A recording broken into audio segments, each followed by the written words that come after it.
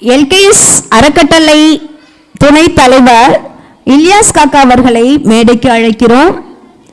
மாறுவேட போட்டியில் கலந்து கொண்ட மாணவர்கள் அனைவருக்கும் பரிசுகள் வழங்கப்பட போகிறது. அந்த பரிசுகளை நமக்காக வழங்குபவர்கள் sponsorship from LTS holders Kayalpattinam.